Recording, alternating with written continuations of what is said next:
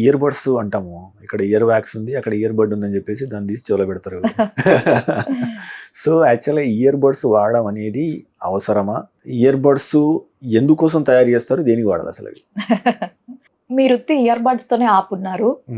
Pennies మా లు. దగ్గర సేఫ్టీ పిన్, కార్ కీస్, కొంతమంది అయితే పెన్సిల్ కూడా పెట్టి తిప్పేస్తాం. మేము చెప్తుంటాం, అరే పేపర్ లేదు పాపం వాళ్ళకి, పేపర్ కొనియండి, పుస్తకం కొనియండి, ఎక్కడ రాసుకోవడానికి కుదరట్లేదు అని చెప్పేసి. ఇయర్ బడ్స్ అనేది దాన్ని యాక్చువల్లీ క్యూ టిప్స్ అంటారు.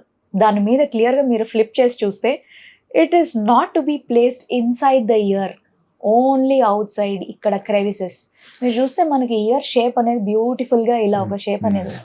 ఈ క్రెవిసెస్లో మనం క్లీన్ చేసుకోవడానికి అలాంటప్పుడు వాడుకోనిదే. బాహ్యంగా లోపల అసలు ఎటు ఇయర్ బడ్సే కదా, అసలు ఏవి పెట్టకూడదు.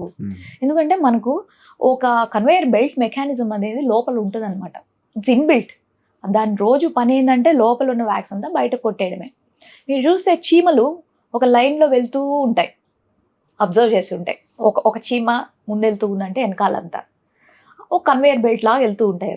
దాని మధ్యలో ఇలా మనం ఏమైనా గీకామనుకోండి, ఆ వరుసలో వెళ్ళేటప్పుడు చీమలన్నీ అడ్డదిడ్డంగా వెళ్ళిపోతూ ఉంటాయి. సేమ్ మెకానిజం మన చెవిలో కూడా ఉంటుంది. మనకు ఆ కన్వేయర్ బెల్ట్ ఆ మూమెంట్లోనే లోపల నుంచి బయట కొట్టేసే మెకానిజమే ఉంటుంది. మనం ఎప్పుడైతే ఆ ఇయర్ బడ్స్ పెట్టి రగడా చేసామనుకోండి, అక్కడ ఆ మధ్యలో ఉన్నది ఆ ఎపిథీలియం అంతా చెల్లా చెదురు అయిపోయి ఇంట్లో పనోళ్ళని పెట్టుకొని మనమే పని చేసుకుంటున్నట్టు అయ్యే కెపాసిటీ అవుతుంది. సో అసలు అది there are many people who are creating awareness about this already. Many people know about this. Earbuds are not safe to be placed inside the ear. మీరు తీసుకునే అదే మందులు, అదే నాణ్యమైన మందులు మెడ్ ప్లస్ బ్రాండ్స్ పై సగం ధరకే